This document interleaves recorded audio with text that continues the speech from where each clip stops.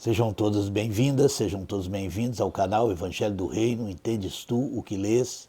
Eu me chamo Paulo Davi e eu estou lendo e comentando no livro de Apocalipse. Estamos no capítulo 14.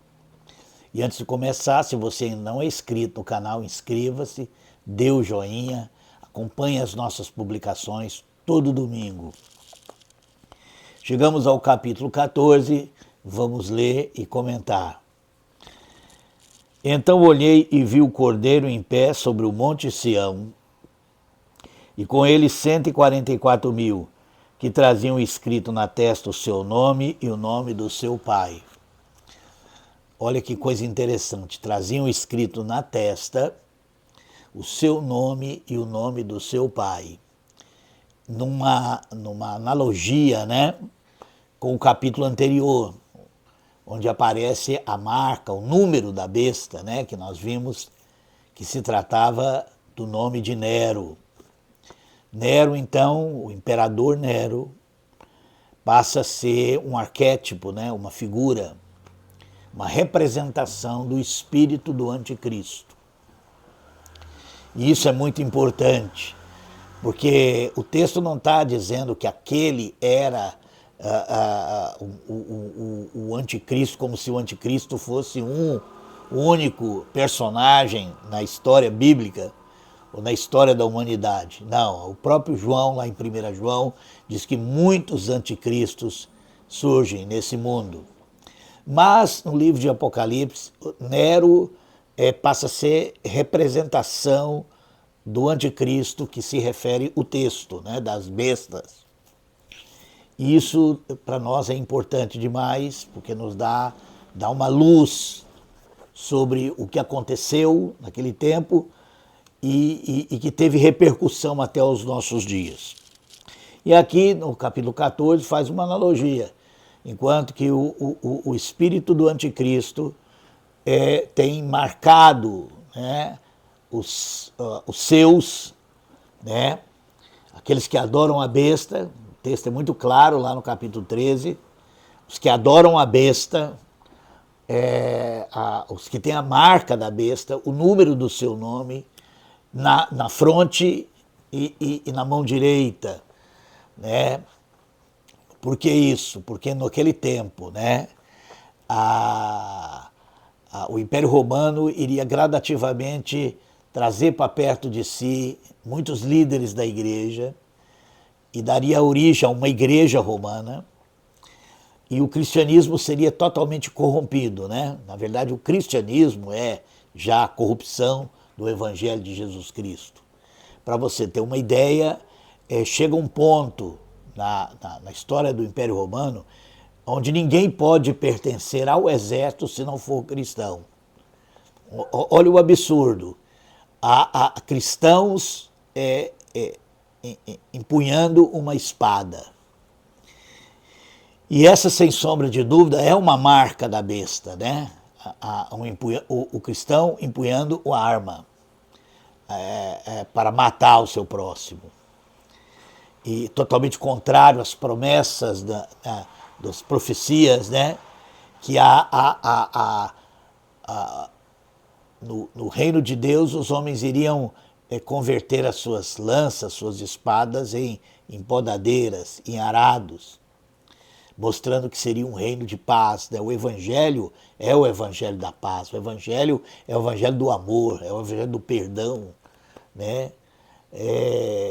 E o cristianismo transformou dentro do Império Romano, né? Através de um imperador romano, através de um Nero, porque Nero representa o poder político do Império Romano, né? E isso mostra a total apostasia, né, que aconteceu. E aqui, né, começa o capítulo dizendo que os cristãos, 144.000, que nós já vimos que representa cristãos, todos aqueles que realmente se converteram a Cristo, é um número simbólico, a gente já trabalhou isso em leituras anteriores. Mas ao contrário, em vez de ter o nome da besta na sua mente, né, em vez de estar trabalhando para a besta. Em vez de estar na sua mente adorando a besta, servindo a besta, eles têm o nome de Jesus Cristo e de seu Pai. Vamos continuar. E ouvi uma voz do céu como voz de muitas águas e como voz de um grande trovão. A voz que ouvi era como arpistas que tocavam com as suas harpas e cantavam um cântico novo diante do trono e diante dos quatro seres viventes, os anciões. Ninguém podia aprender aquele cântico, senão os 144 mil que tinham sido comprados da terra. Esse cântico novo, né, é citado nos Salmos, representa o novo nascimento, a conversão, algo que só quem experimentou sabe o seu significado, não é?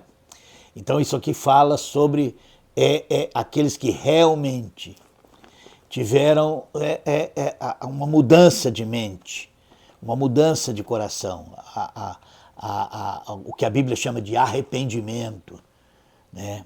Que é realmente a conversão das pessoas a Cristo. É isso que representa esse cântico novo, né? Esse cântico fala de louvor a Deus, fala de adoração a Deus, fala de uma perspectiva de vida, de algo que realmente é música e que não tem como ser aprendido. Não tem como uma pessoa aprender com quem tem esse cântico, né? Sem ela mesma ter essa experiência. E esse é um dos fundamentos do Evangelho de Cristo. Sem arrependimento, sem conversão verdadeira a Cristo, nós não temos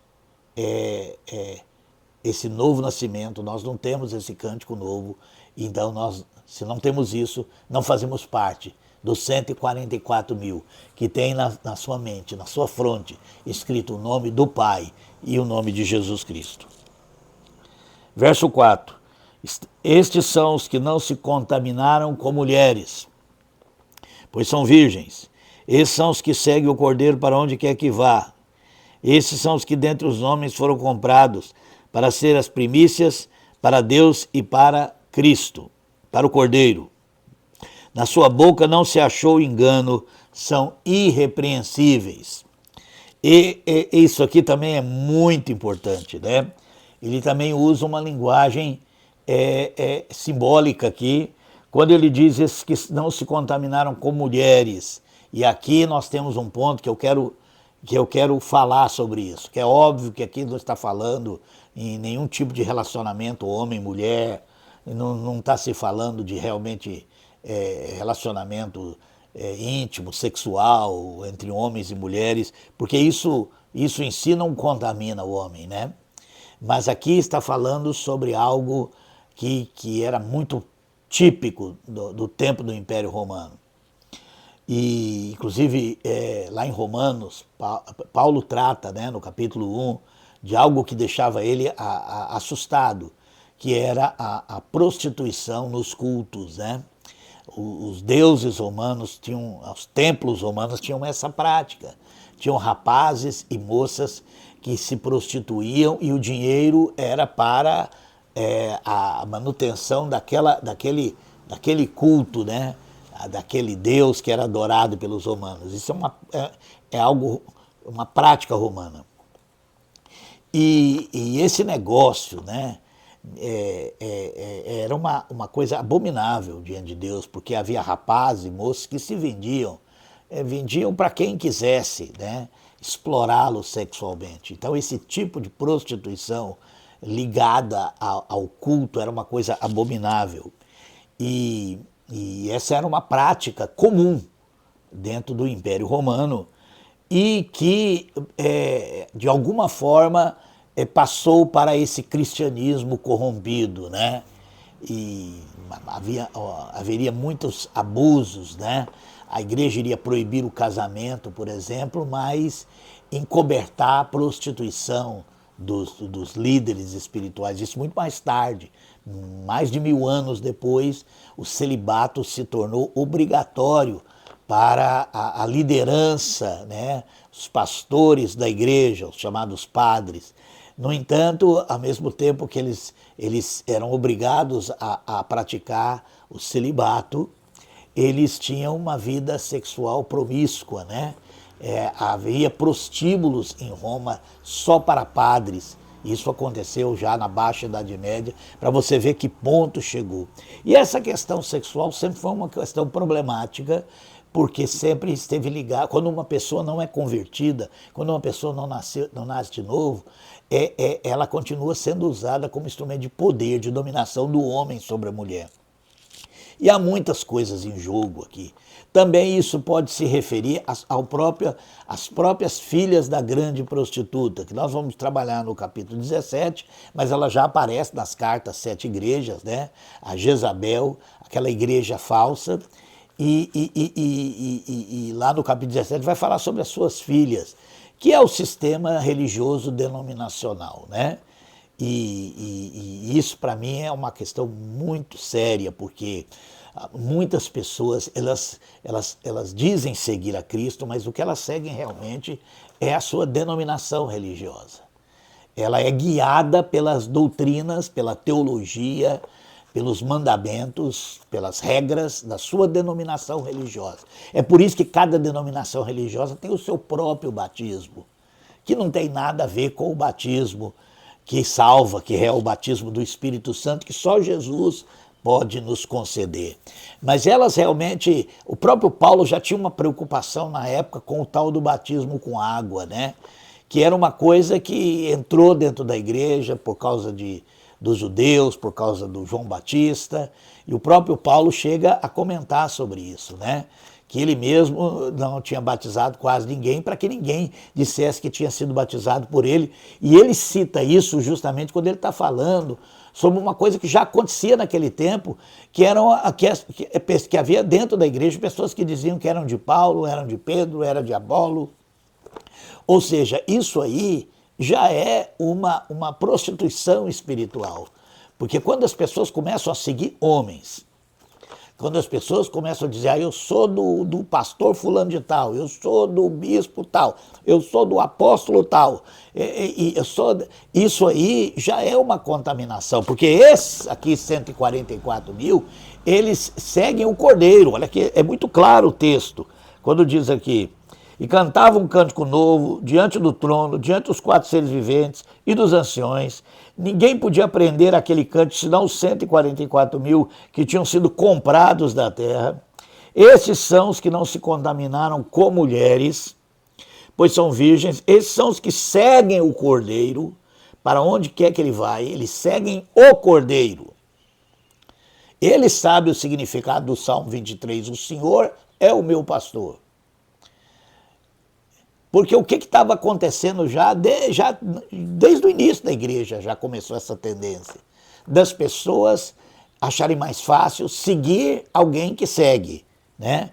Então elas acreditavam que o apóstolo Paulo, o apóstolo Pedro, o Apolo e outros estavam seguindo a Jesus, então elas pensavam o seguinte, então nós vamos seguir eles porque eles estão seguindo a Jesus. Isso não existe no Evangelho de Cristo.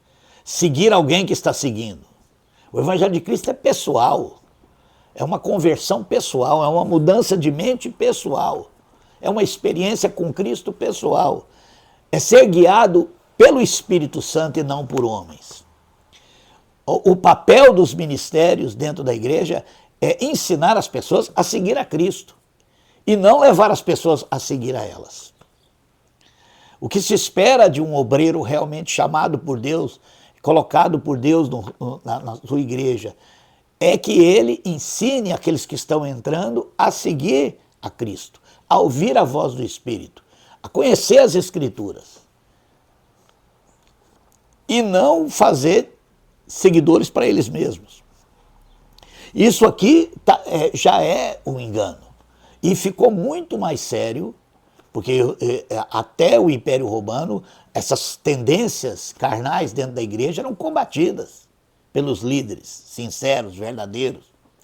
Mas depois que a igreja se romanizou, aquilo que era combatido se tornou normal, como é normal hoje. As pessoas são ensinadas a obedecer e a seguir os seus líderes, né? Num ensino totalmente distorcido de autoridade, como se as pessoas que estão dentro da igreja têm que se submeter e obedecer e seguir seus líderes.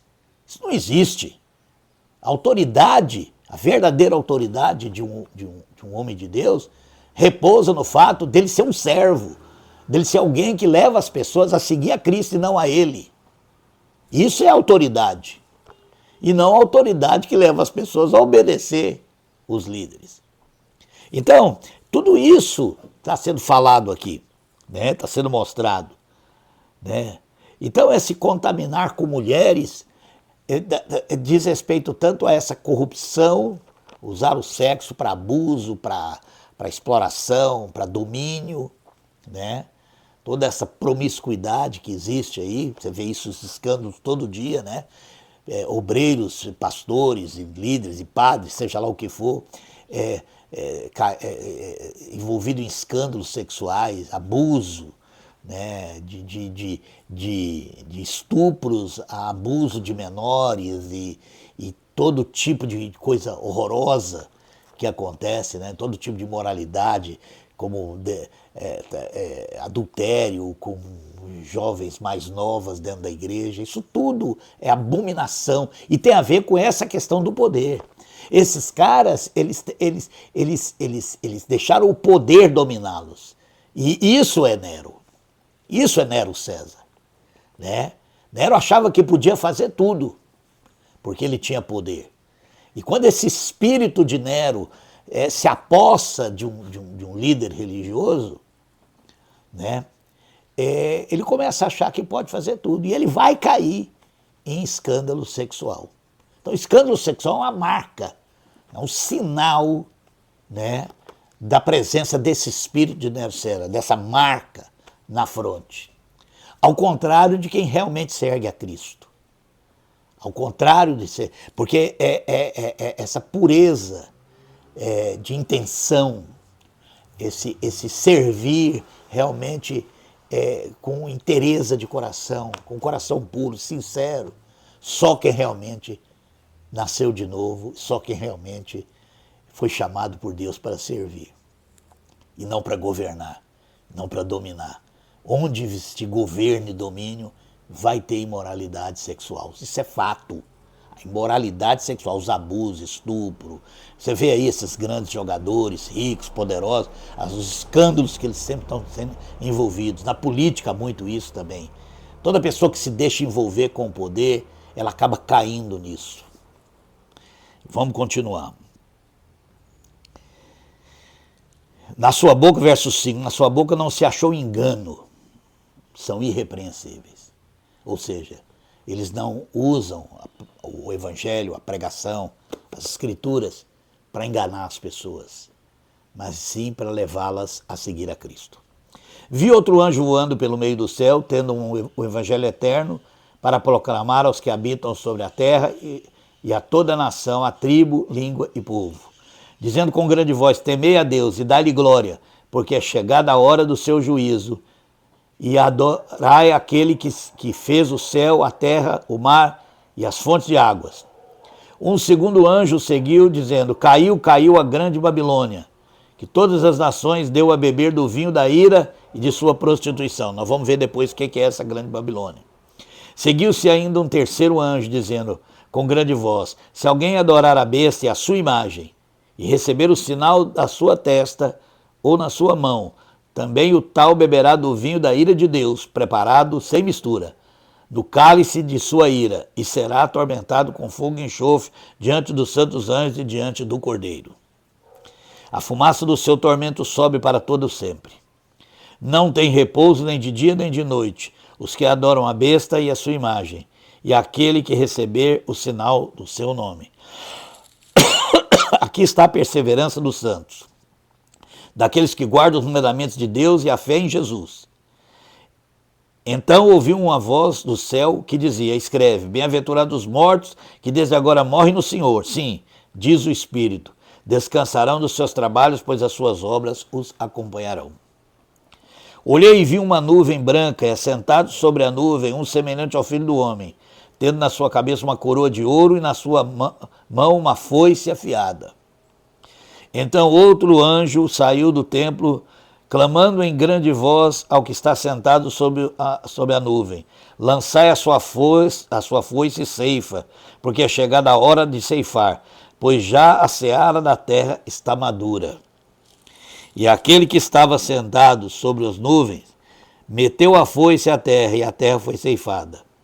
Outro anjo saiu do templo que está no céu, o qual também tinha uma foice afiada. Ainda outro anjo saiu do altar, o qual tinha poder sobre o fogo, e clamou em grande voz ao que tinha a foice afiada, dizendo: lança a tua foice afiada, e vidimos cachos da vinha da terra, porque já suas uvas estão maduras.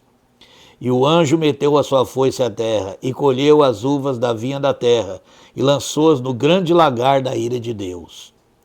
E o lagar foi pisado, fora da cidade, e saiu sangue do lagar até aos freios dos cavalos, pelo espaço de 1.600 estádios. Esse texto fala claramente do juízo final, daquele grande dia.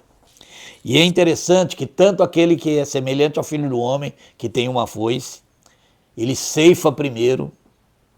Eu acho muito interessante. Ele vai ceifar os seus, os que estão maduros, aqueles que realmente andam com o Cordeiro, aqueles realmente que são verdadeiros cristãos, ele vai tirar, como diz a Bíblia, né? Que quando o Senhor verá, os mortos em Cristo ressuscitarão primeiro e nós seremos transformados para o encontro com Ele nos ares. Mas tem um outro anjo que vem também, que tem uma grande ceifa, e ele vai ceifar a vidima da terra. Ou seja, todo esse mal vai chegar a um ponto culminante, né? Que não pode passar disso. Então eles também vão ser ceifados e lançados no lago de fogo. É o que as Escrituras nos dizem, né? Mas é muito importante essa reflexão que nós temos sobre essas duas marcas. Aqueles que adoram a besta, aqueles que têm um número na sua fronte, na sua mão direita, aqueles que trabalham para a besta, aqueles que realmente seguem a besta, adoram a besta por causa daquela segunda besta, que é a religião. A religião patrocina o poder desse mundo. Ela está misturada, é claro hoje, a gente vê isso claramente no Brasil hoje, que todos esses líderes religiosos estão comprometidos com o poder do Estado. É Nero César. E eles estão enganando as pessoas estão cegamente seguindo esses homens, isso mostrando que eles não seguem a Cristo, que eles não são guiados pelo Espírito de Cristo, mas eles entregaram as suas vidas a esses homens, eles entregaram as suas vidas a essas igrejas, eles entregaram a sua vida a essa religião. Então, o que eles mandaram, o que os seus líderes mandam eles fazer, eles fazem. E eles não questionam, porque são ensinados que eles são a autoridade e que eles devem submeter. Isso é um engano. Como eu disse, os verdadeiros servos de Deus ensinam as pessoas a submeter a Cristo, a ouvir a Cristo. E o evangelho de Cristo não tem nada a ver com o evangelho do poder desse mundo. E é por isso que no meio deles sempre tem escândalos, né? Escândalos, imoralidades, escândalos sexuais. É um sinal, né? De que essa gente realmente adora a besta. Essa gente ama o poder, ama a riqueza, poder e riqueza, que é o espírito da besta. Que Deus nos abençoe, que Deus abra o nosso entendimento, que nós sejamos parte desses 144 mil puros que seguem a Cristo, que vão aonde Cristo manda, que fazem aquilo que Cristo nos fala para fazer. Que nós sejamos, né? Que você que está me ouvindo, realmente se entregue a Cristo. Tenha Cristo como seu único pastor. Siga Cristo, porque vai chegar o dia em que Deus vai levar esses 144 mil para encontro com Ele, os mortos e os vivos, e vai julgar aqueles que adoram a besta e o seu engano. Que Deus abençoe.